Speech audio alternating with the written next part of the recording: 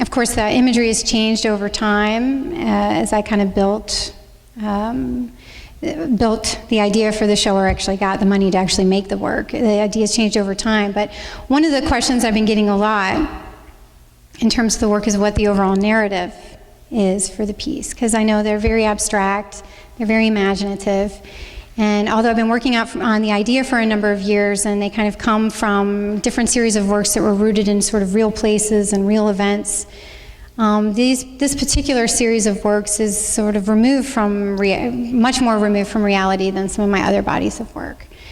So one of the questions that I've been getting a lot has had to do with what the overall narrative is of the pieces and what the story is. And so when I think about narrative, I think about a series of events or connected events that are told in sequence. And so what I was really trying to do with this work is kind of disrupt sequence. So there's no beginning, middle, and end to the pieces. I hate holding this thing. And so, although there is, when you're thinking about, people ask about narrative, I always think of literature, what the overall structure is of something like that. There's definitely a structural idea, but the narrative maybe is more thematic and maybe less sequential. It doesn't go from one point, point A to point B to point C. It's really an amalgamation of kind of events and connected stories really flatten onto one big picture plane that I hope my viewer will get into and kind of experience as an overall landscape. So I'm trying to actually disrupt the idea of time almost, so that the past, the present, and the future kind of all exists on one plane. It sounds kind of weird to say it like that, but the series that brought me to these pieces, I had worked on a number of painting series, like I said, on specific places or specific events, and I would work on one specific location and particular types of events that happen at that location, and I would do a series of paintings based on that idea. And I did that for a number of years on different, and kind of moved to different kinds of events, different kinds of spaces. And over time, different things, as I moved on to a different kind of event or a different location, something would bleed into the new one from the last one. And I would abstract that a little bit, but that event would bleed into it. And the more I did this, the more I realized that painting has this really, the reason I love painting is because it has this ability to kind of combine many, many different kinds of things happening at once. So I don't have to tell just one kind of story. I don't have to stick with one narrative. I can start with a structure, a formal structure, and then I can build the narrative inside that and kind of split it up and break it apart. So as I did more and more, and I'm actually just bringing this stuff up, so if you guys want to, when I'm done talking, you guys can actually ask questions, and I can answer them, because that's much more pleasant than talking at you about stuff that's behind you or in front of you. For me, as I was working on these different series, each event would kind of start bleeding into another event, and the location started to become a little bit more fluid, so working from specific, the idea of landscape, so the structure of landscape. You have a horizon line, you have things that happen in that horizon line, you have a foreground, middle ground, and a background. And I really enjoy kind of breaking that up, and I can create a different kind of story in there, but what's really fun is that you don't have to be confined to one particular kind of space. And what I realized is that everything started bleeding into everything else. I realized that was becoming its own kind of psychological space. And the reason the show is called The Unbearable Flatness of Being has a lot to do with the idea that the more research I did as I was working, the more difficult the material, because most of my work actually comes from pretty dark research. Most of my themes, I think I just glossed over the idea of theme, but most of my themes deal with the futility of earthly pleasures, the memento mori idea that life is short, that the time that we have here is fleeting. There's lots of bubbles. There's all kinds of little symbols in the work that kind of brings you out to some of those ideas, that things are always kind of in flux and moving. We're one of the only species that's we are the only species aware of our own mortality that we think or know of for sure. That's probably not entirely true, but we're aware that our time is limited. So those are kind of the overall arching themes of the work. And so those have I've stayed true to those things, but the more research I did, the darker things became, and the harder some of the research was that I was kind of getting into. The more I wanted to find a way to combine sort of that darkness with something a little lighter, but also, with hope, I guess I should say, because I don't make light of some of the darker themes. But what's nice about painting is that it is flat, so I can flatten all kinds of things that don't really make much sense. The more landscapes I did, a couple years ago, a few years ago, while I was working on the landscapes, we were all really inundated with with a lot of really, really dark imagery. So for instance, we had the BP oil spill, and then shortly after that, we had the Japanese tsunami. And so what happened was, in a course of about 10 months, everything around us was all these really big dark pools seeping in to everything. So on the specific landscapes that I was working on, big dark pools started showing up in all my work. And it was because I was, like most people, deeply affected by the imagery, and also I am from Louisiana, so the imagery that I was seeing felt very personal, but difficult to include in the work, so I wasn't sure how to do that. And I realized also in looking at maybe how things have kind of progressed, the idea of flatness, the unbearable flatness, is this idea of having to kind of reconcile really, really terrible things with the beautiful things that you know are possible. Painting has a unique, painting itself to me, the reason why I love to do it, and I've done all different kinds of mediums, but painting to me is very unique because it is so flat, and it does have the ability to sort of be deep space, but also psychological. So it's lots of other mediums have this ability too, but I just like painting. But painting itself has a it's very physical. It's you can see the marks on the surface.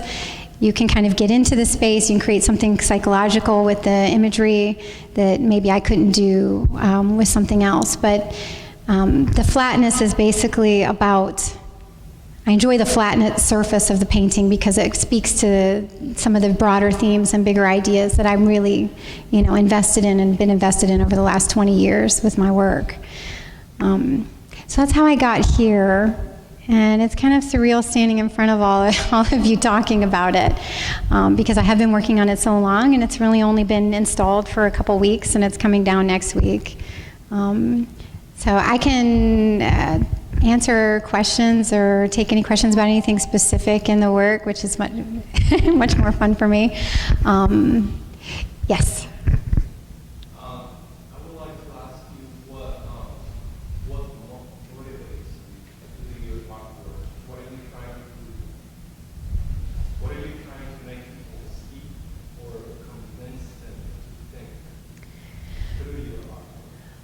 Well, for this particular, that's a good question. I mean, I can really only speak to this particular body of work that's standing here, but that's here in front of you. But I think with this particular body of work, I really wanted my viewer to come in and, in the darkness, maybe be able to ask themselves whether they're curious about what's in the darkness or fearful. It's an abstracted landscape. The horizon is not, I'm not loyal to my horizon line. So I'll start with a horizon and then I will completely break it apart because I want my viewer to feel a little bit unsettled by the imagery. I want my viewer to feel, I would like that relationship to be confusing so that my viewer feels like, and it's not realism in any way, obviously. So I want my viewer to feel like sometimes they can get deep inside the image, but there's something always that kind of snaps them back to the surface and reminds them where they're there. They're present in the space. They're present looking at the painting. The symbolism and the imagery, is very fluid and I think can be interpreted many different ways. Sometimes, some shapes look like some things to some people. Some things look scarier to some people than others. I think some people have come in and said, oh, it's very bright and cheery, where others are like, this is terrifying. So I really enjoy that ambiguity, and I want people to ask themselves which part is, what is scary, what is in the darkness, what do I choose to see?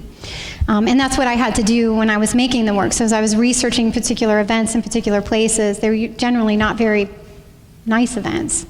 And as a species, we tend to repeat horrible events all the time. And I think most of us generally would like to not do that and see something very different happen. And so I think that really I'm trying to reconcile that problem for myself, and then I'm hoping that there's enough space for my viewer to have a relationship in the same way, so that it's maybe not quite so cut and dry what I want somebody to see right away or be like right away, but because I'm not sure what I'm like right away with it. I'm not sure if I'm curious about the darkness or fearful of it sometimes. So I guess I would like a viewer to come out thinking that. What motivates me, I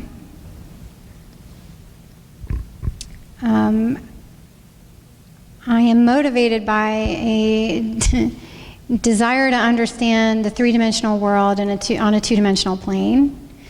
And I think that I am really fascinated by the possibilities of a two-dimensional plane and how it kind of can speak to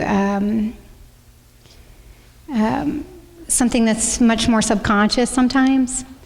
So for instance, we understand the three-dimensional world where what we can touch and what we can see and smell and experience. I know the things that happened today. There were things that happened to me today that were positive, and some things that aren't so great that I have to deal with later on when I get home. And of course, this experience is really wonderful, but all of those sensations have to live in the exact same place in the mind. They don't get to be separate from each other. I get to be happy and in love and have a fantastic time, and then feel miserable about something else that may be happening. I can see something that seems completely beyond my control, and then I can feel completely guilty about something I think that might be happening within my control. Too much plastic. I'm not sure, but in my mind, those sensations and those experiences exist all at once. They're completely flattened. You're defined by what happened in the past, what's happening to you in the moment, and what you would like to be in the future. Would you like to see yourself or see your environment in the future? All that is flat in your mind. So what motivates me is trying to understand that on the surface of a painting, because I don't think that I can kind of understand it in the real. I think I'm so fast, just living and in the moment, that actually understanding what that moment is, I can only do this way. So that's actually what motivates me. It's probably kind of selfish sounding.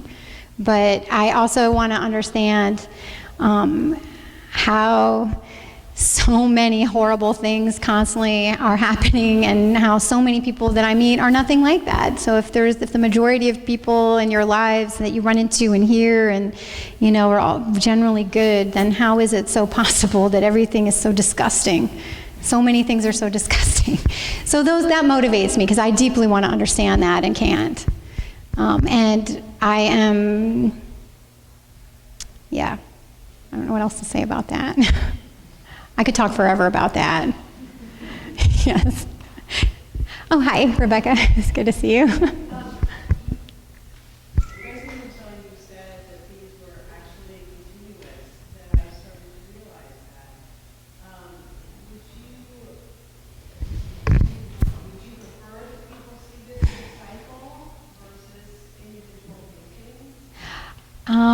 Would I prefer it? I would be lying maybe if I said no. I would prefer, actually, if I could have built a space where it was somewhat misstepped, so you could come in and there would be a seamless view of it. So I'd be lying if I said no. I would not prefer that.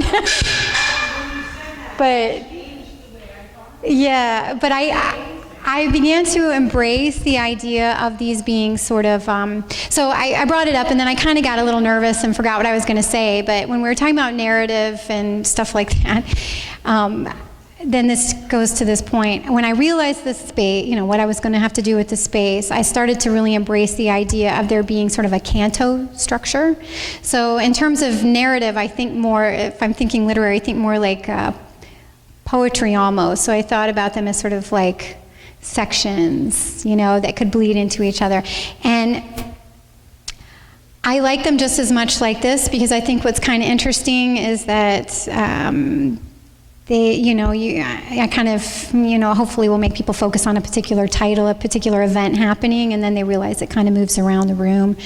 So I don't dislike it. I kind of embrace the idea that they ended up being more like cantos. There is a formal structure, not unlike you would do with a poem. There is a formal structure just with the peaks and valleys in the compositions of the painting of each painting, so that you would so that fact that it goes around you wouldn't miss it probably, if you probably eventually get there, because I built the structure around that.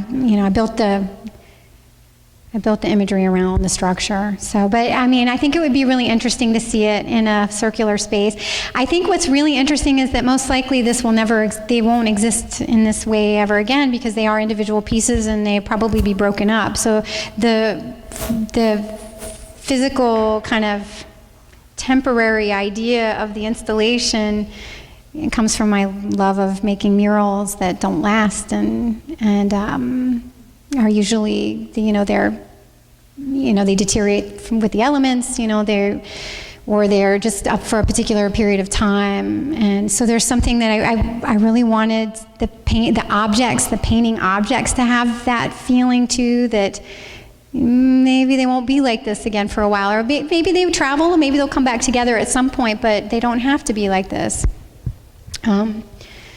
And whether anybody cares, I don't know, but I think it's, kind of interesting that they won't necessarily be like this. This is an experience, that we're having now, and that won't happen again for quite a while in the same way, So, yes, thank God. When you say research, is that something that you try to isolate from the painting process when thinking about form, or is that something that happens like back and forth when you're thinking about it? Yeah, I would say it happens back and forth. I think that I try to be really receptive. I never know what's really going to kind of turn me on.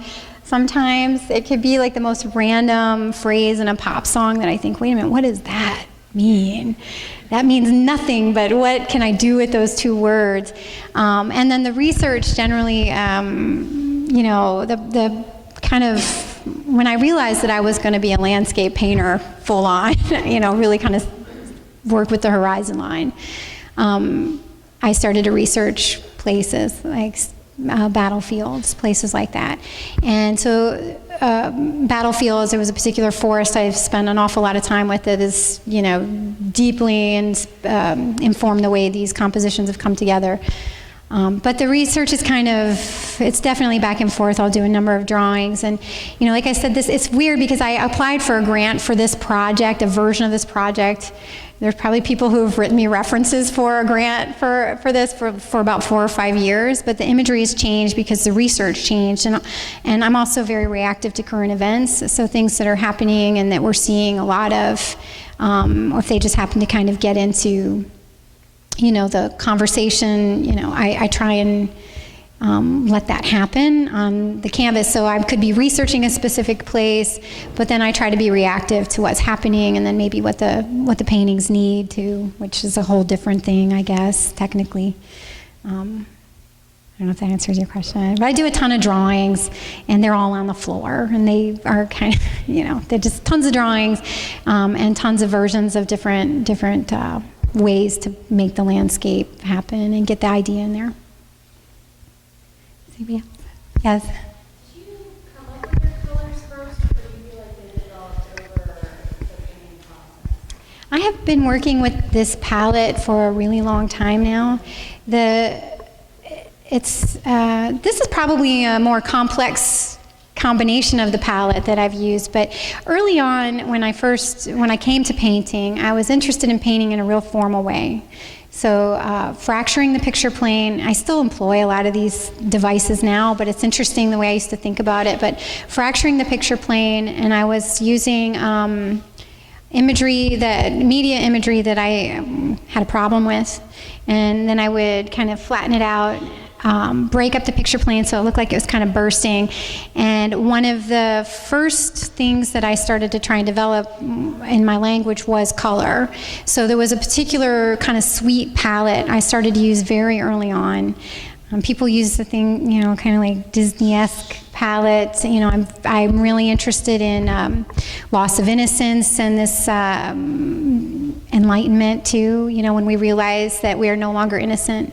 I feel like sometimes telling my kids in the car on the way here I said a bad word, or I remember I was describing something really crappy about smoking marijuana, and which sounds really inappropriate, but it's not. And then I told them, they were like, "Mom, you owe me $1 or something." And I said, "Well, yeah, you know, I forget sometimes that I'm supposed to be a grown-up all the time. I didn't kind of come out like this."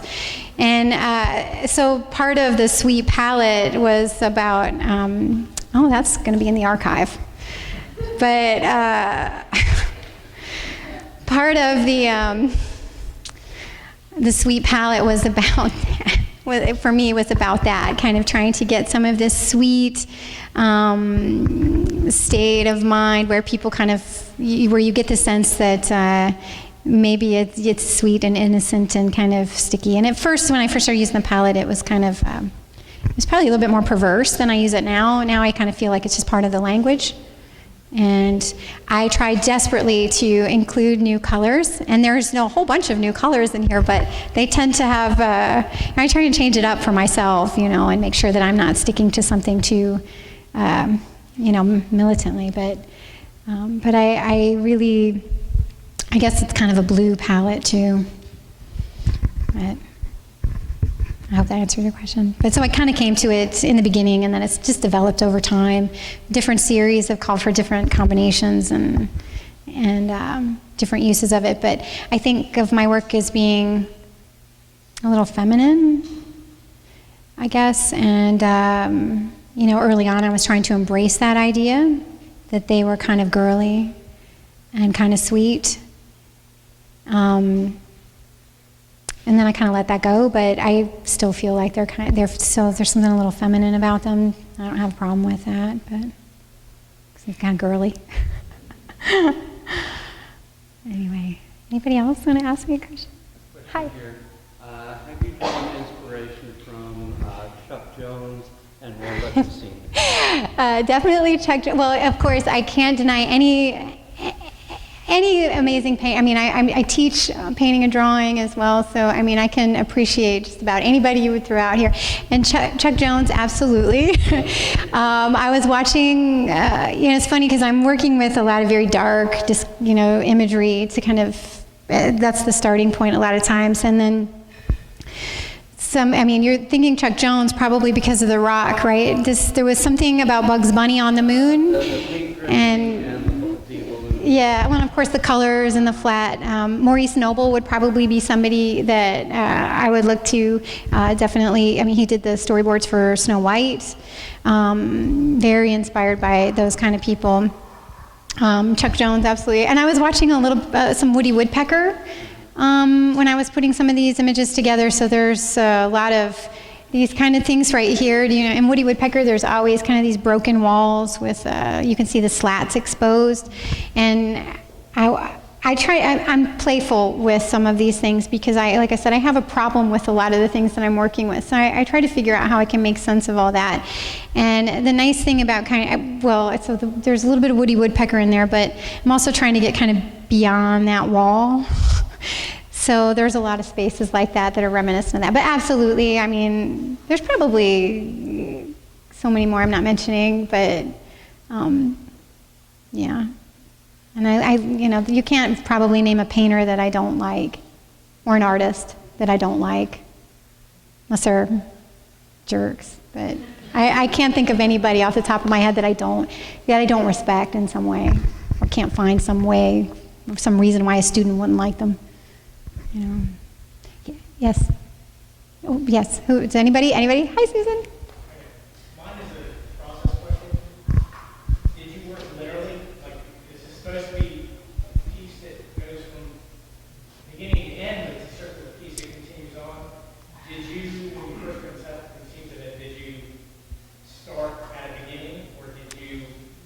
You No. start in the middle and work in one direction and work in another direction to get your world in. I've worked all over the place.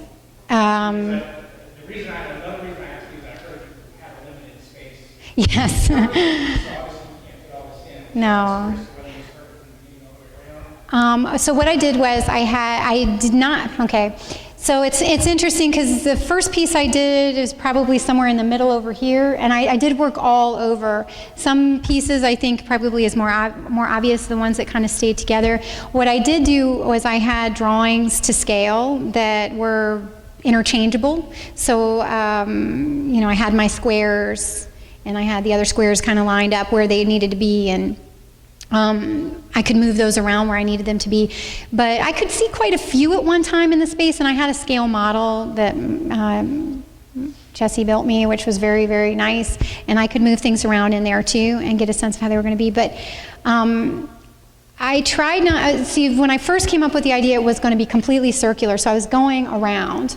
And then when I realized they were going to be, when I realized they would be better in this space, in sections, I started to think about it very differently, so I started working in between and back and forth so that there would be some unity and harmony between all the images. But you know, I mean, this was the last one that I did, these two, so in some ways, you know, maybe I kind of couldn't get out of that English language left to right, but I moved them all around as much as possible and worked on that one, you know, these I finished last, but kind of went back to that and had to paint when I brought them in here a little bit. Don't tell anybody. So. But I don't know if that answers your question really, because I think I did so much of it on the drawing first. And, yeah. Yeah. I didn't know where it was going to end, you know, to be honest with you. I wasn't quite sure, and I think that's one of the reasons why I kind of struggled. People were asking me about narrative, and I brought it up because I kind of struggled with that, because I think when I think of narrative, usually I think of a beginning, a middle, and an end. And I was actually trying to do something very different than that. So I think what people are really asking me when they're asking me about narrative is like, what am I supposed to think when I see it? And I'm just not going to answer that. So, I mean, I have lots of things I want you to think, but I'm not going to tell you what to think when you see it, if that makes sense. Yeah. What's that? Yes, I know, I did. I couldn't help that. You haven't? Did you look it up? No. Okay, so Kilroy was here. There is text, but it's anonymous text. Kilroy was here is a really popular graffiti phrase from World War II, and American soldiers, when they were occupying different territories, would leave this up, you know, write it up in different places they were at, and it became sort of a general American tag. And I included it because I wanted there's no humans in any of the work, and there's really no animals. This is all meant to be a space that you can be in, if that makes sense. It's not an other space, it's something for you, for me. Even the eyes and the faces are general enough where hopefully you're not really quite sure what to make of those. But I wanted there to be some kind of idea of a human touch, like everything has been touched in some way by man, by humans. And whether it's there because that's all that's left, or whether that's there because someone was there, or whether it's there because it's you. Kilroy can be, I say this, it's an American tag, you know, and I chose that one because I'm American, but, and also we tend to touch a lot of things, but it is text, and I did, you know, it's a new element for me, because generally I will ask my viewer to identify with more of a specific kind of animal, an animal or a specific type of scene that may be familiar in some way that they're not quite sure why they're familiar with it. So this is a very different entry point for my viewer, but I wanted it to be text because I wanted it to be a mark, which is different than symbolizing with sort of relating to maybe a symbol or a metaphor or an archetype, something that can be quite spiritual and deep. It's actually a mark, and it's a kind of funny mark, but it's also generalized. Kilroy would be I have some faces in here that kind of look a little bit like Kilroy too. There was actually the face with the hands and the nose that came down. And back to Chuck Jones, there's a really great episode of Bugs Bunny where he goes to the moon and there's a rock on the moon and it says Kilroy was here on the moon, and that was actually pre-moon landing, I think. I have to look up the year of it, but I think it's from the 40s, from the late 40s, because it was strictly about the graffiti phenomenon that was happening after the early 50s, right? So there you have it. That's a really great Bugs Bunny episode, by the way. Yes. What were some of the most interesting things that you found in your research and how that translated? Well, when I first started looking for landscapes, I was looking at landscapes because I was actually using more forest creatures and woodland animals and kind of sweet things like that. So when I started looking at landscape as an idea, I started looking for kind of strange things or strange kinds of landscapes that were preserved. So for instance, battlefields, a lot of times we don't build on them. We preserve them as sort of like hallowed ground, yet we still continue to make new ones. And then there are other kinds of places that that are very symbolic and represent all kinds of things that we just, level. I think Terry Kearns is a really good documenter of that sort of thing. So what we are, as a people, attached to has been something what we're attached to and what we're not attached to has been very interesting to me. I learned something called witness trees, about witness trees. That was something that kind of shows up in the work a lot. The trees I have are kind of always look very animated. And when I was researching Civil War battlefields, one of the things that I learned about was this idea of a witness tree, which is a tree that actually has shrapnel from a battle. And I can't think of where one is off the top of my head, but obviously they're very old, and a lot of times they're growing in very inconvenient places, like maybe in the middle of a street or in the middle of a sidewalk. But historical societies really work to preserve those trees because they are considered witnesses to an event. And so that idea, although I'm completely manipulating it to making imagery, that idea really stuck with me. The idea that a tree could witness an event and then actually tell the story of an event.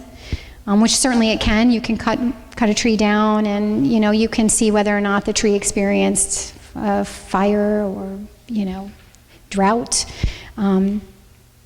So that was very, very interesting to me. And I think the forest in Japan, when I was researching interesting and strange places or places that kind of had experienced either natural phenomenon or some kind of historic event. I discovered this forest in Japan that sort of embodies all the things that are most terrifying about everything. And actually there's a horror, I've been working from this forest for a number of years, but that was a very interesting thing, and now there's a horror movie being made about it, or it's out now. It's kind of weird. Yeah, but when I was, what led me to that forest was the idea that a landscape could swallow you. Quite literally swallow you. And what was fascinating to me is that people will go in there, most of the time people will go in there quite often to not come out. Like they go in there because they know they're going to get lost and they won't be able to find their way out. And what is quite amazing about that place, and I say amazing in the most terrifying sense of the word, amazing that it exists, is that the canopy is really dense. It's very old forest, it's ancient, so the canopy is dense, you can't see the sun. Finding your bearings is very difficult, and there's some strange phenomenon there where the compass doesn't work because the rocks are somewhat magnetized, which can happen. I had a conversation with a scientist about this not long ago, but it can happen, and so the compass doesn't always work. So what was fascinating to me is that there was this place where somebody might enter with the idea that they would not want to come out, but if they changed their mind, still would not be able to leave. And just as an idea for just even kind of venturing into the great unknown, just the idea of a place like that existing was just very fascinating. It's in the real. I don't even have to make it up. It's so much stranger than reality. And when there's a car abandoned, there are volunteers that will go in and search for people in there, and they usually have to leave bright streamers all around the forest to find their way out, so they can find their way out. So there are all these images that I found of all these bright colored, ropes kind of tangled through the woods. And I could talk all day about that, I'm sorry, but I don't mean to go on forever, but that was pretty fascinating. I think that's had a big impact on the way I see the landscape and how I want to, there isn't much of that forest in this work, but certainly part of that idea of kind of being enveloped by some kind of darkness is still there, and kind of, I found it very interesting. I can't let go of it. And it could be that some of that darkness that I'm trying to get people in is some of the other things that I talked about before that I couldn't quite figure out how to get into the work. Some of those big black waves from the tsunami and the oil spill that still echo. So maybe trying to kind of get in there, but it's really fascinating. We start really looking at things, just so many interesting things. But the witness trees and the streamers, they're still in the work, even though the place isn't there so much. Is that it? Did I finish it off? Do you guys want to ask me anything else? Or? I have a little, I don't know how I can make it a question, but I see like a lot of seasons like seeping into each other. Mm-hmm. There, no time does not exist in my work. So is it kind of just to give maybe the idea that they're kind of in a familiar place, but they're seeing through the waterfall, but at the same time, Yeah. snow, is it accumulating? Well, there are definitely repetitive elements. So, for instance, so maybe I wanted my viewer to think that maybe they were seeing the same object at different points, times. So, back to Bugs Bunny, when Elmer Fudd is looking for Bugs Bunny, he maybe walks by the same tree stump over and over again and realizes that he's lost. So I wanted to have a sense of that. But in terms of time passing, I didn't want the work to have any sense of time passing, because one of the reasons why I titled it The Unbearable Flatness of Being is this idea that really, I know we experience time in a linear way, but I think really the way we actually understand it is not linear at all. And the way I understand it is not linear at all. It's completely compressed, and I think that I say me because I don't want to speak for anybody else, but I think we don't really experience time in a linear way. I think it's very hard to let go of the past. It's very hard to let go of what we want to be in the future, and it's very hard to be in the now. And the more you're in the now, the more you realize how much all that other stuff is seeping in. So time was one of the main things I did not want to exist in the pieces. But I did want the sense of movement through something, and familiarity, and some sense of repetition, so that it did look familiar. So there are all kinds of devices like that from piece to piece, and those are strictly formal, technical things that even on a very subconscious level, like I was talking about the peaks and valleys, there's a structure of peaks and valleys in the pieces all the way around that would be what I would call like a skeletal structure that would even give you that feeling from piece to, you know what I mean, like a feeling that you're seeing the same thing but you're not, and even kind of mirror images of some things, but they're not really a mirror. They don't really reflect the same thing. And that's because you go back to a place, it's never this, you go back to a place and you see it and you think you're going to see it for what it was when you saw it the first time. It's never the same. It's never the same moment. It is never ever going to be the same as it was when you were there before. So, let's say too much. Does anybody want to ask me anything else? Because I know I just could talk forever about every little thing, and I just really appreciate the questions, because it's much more comfortable for me actually to talk like that than to just talk at. So I really appreciate the conversation. It means a lot to me. Oh wait, one more. I'm sorry. What? Yes.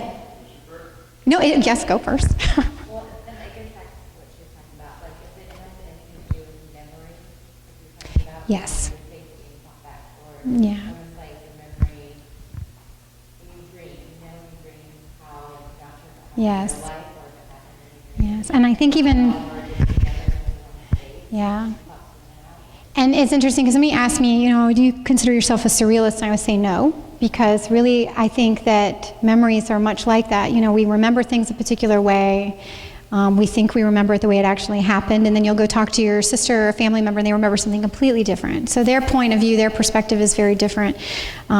So a lot of my work is about that, I think, but I think maybe more, and I think I talk about that a little bit even in the statement where, our memories of things constantly are infecting and affecting how we kind of see the world around us. And I kind of just, one of the things I was saying about the darkness, where whether you see curiosity or fear, a lot of that has to do with the kinds of memories and the way, what you prioritize in your memory. And one of the biggest problems I have is actually telling a bedtime story to my children, or talking to them, or answering questions about things that are happening, just real things that are happening. Those are very difficult moments. And so much of my work is about memory, but a lot of it is actually about how we just reconcile that hopeful moment where you're actually trying to teach hope. You're trying to teach positive perspective, but then sometimes it's very difficult to even convince yourself of that. And even if it's not difficult to convince yourself of that, I think it's very difficult to reconcile a lot of things that are happening. But yeah, much of it, I think memory is a very important part of it, and how it's not reliable. And what were you going to say? I'm sorry. Were you going to say something? I was just wondering about why you decided to show your images the way you did, and it's not realistic. It's not like super figurative. Mm-hmm. Why did you decide to sort of manipulate the images? And when did you know when to stop manipulating? That's a really, really great question. I don't know if I have an answer for when to stop. I'm not really sure about that. I might have to think about that one for a little bit. But authenticity is really something I'm interested in. But the idea that it's based on the real thing, it's based on a true story, but it's not reality. It's not the real thing. That's how that kind of process started. Is actually taking the idea of painting and the idea of making art, and not trying to create something that's real necessarily, but something that is more of an amalgamation of what's real and what we think is real. So the stories we tell ourselves sometimes become fact, sometimes become reality. The myths that we hear, those kinds of things, they become canon. But they're not always based on truth. So my paintings reflect that, the fact that there is quite a lot of ambiguity in reality. So. I noticed by looking at your artwork that the way you applied your first brush strokes, it was very active. Mm-hmm. It was very, I see a lot of energy. But then when you go back to it, it's very controlled. You go back to it and you manipulate what you want. Mm-hmm. What you want people to see. Yes. What you're expecting people to see. So how does that influence? Well, I definitely like to vacillate between areas that are very flat, maybe, and areas that look very handmade. So it's very important, for instance, that they're not too flat. They're not so mechanical that you don't see some kind of action. You know that someone was there. I'm not trying to be perfect. It's difficult on canvas actually to figure out which areas. It's hard to explain. That was one of the hardest parts about actually having the Working Artist Project gave me a studio assistant, to help me make paintings, and that was one of the hardest parts to share, is when to stop, when you stop, and when you keep going to finish it. And a lot of that is just happening in the process. It happens, as I look at the overall image and which parts I really want to be extremely physical, maybe, or just look like there's the remnant of a person. It's kind of like the mark making. I like the mark making to be there in some places. And then a lot of this has to do with depth is created actually through that mark making a lot of times. It creates more dimension in the shape. Flat areas bring you back to the surface. So my intention is to get a viewer, to snap a viewer out of the depths and say, oh no, you are looking at a surface. You are standing, looking at a surface. You're not allowed completely in. You have to kind of vacillate between getting in and staying on the surface. And that just really comes from my love of paint and the formal, nature of paint. Nature is a bad word for it, but the formal qualities of paint and paintings on canvas. They're objects. They're objects in front of you. They're actually quite, bourgeois objects. So I like to bring people back to the surface all the time and remind them that they're looking at something artificial, a version. It's a version of my own version of reality that is not based on, it's a version. So it's not true for you or me all the time. So I try to kind of play with that. And so the method of painting, it kind of is built on that, trying to create that for myself and the viewer. Kind of tension, in and out. That answers the question. You guys are such troopers, actually, staying for so long. I really appreciate it. And I will answer a million questions. I love talking about it like this. I lost a few people, so I just want to say thank you to everybody who stuck around. And if anybody else want to add anything, and I'll stick around if you want to talk to me personally. Is that it? Thank you.